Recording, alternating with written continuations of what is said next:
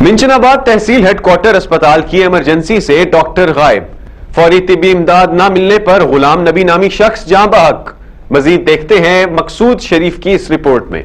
मिंचनाबाद तहसील headquarter अस्पताल लावारिस हो गया। इमरजेंसी से डॉक्टर गायब। अस्पताल का अमला मरीजों और इनके लवाहिकीन से नारवा सलूक करना मामूल बन गया। इमरजेंसी में ड्यूटी पर तैनात डॉक्टर फातिमा अस्पताल से गायब। डॉक्टर ना होने पर मरीज के लवाहिकीन ने शदीद एहतजाज किया। जी मोहम्मद अफजल भट्टू गल कर रहे हैं जी। मैं अचानक आया एमरजेंसी मिंचनाबाद हॉस्पिटल में।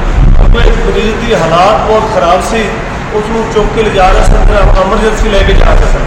एमरजेंसी जाके उन्होंने लिटा दिता है। उन्होंने ड्रिप लगाई है। ड्रिप लगाने तो बाद मैं उन्होंने पूछा यार डॉक्टर को बुलाओ। उन्होंने कहा जी असं खुद डॉक्टर बोल रहे हैं, इसी को हम आदमी नहीं बोल रहे।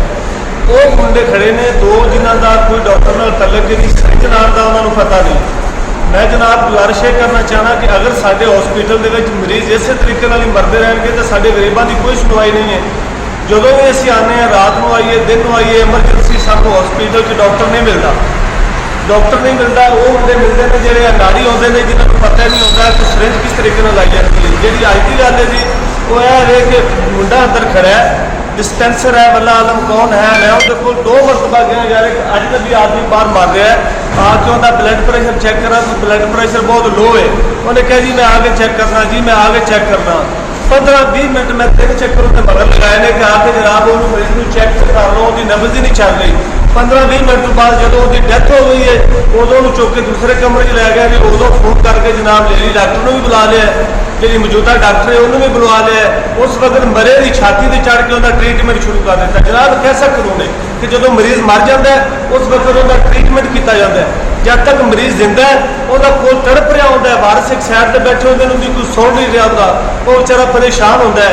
उन्होंने एक 10 रुपए तक इंजैक्शन नहीं मिलता कि जो बेचारा ला के वो 10 रुपए का इंजैक्शन लेके दे देंगे बाहरों लैके जब तक वापस आता है मरीज की डेथ हो जाती है।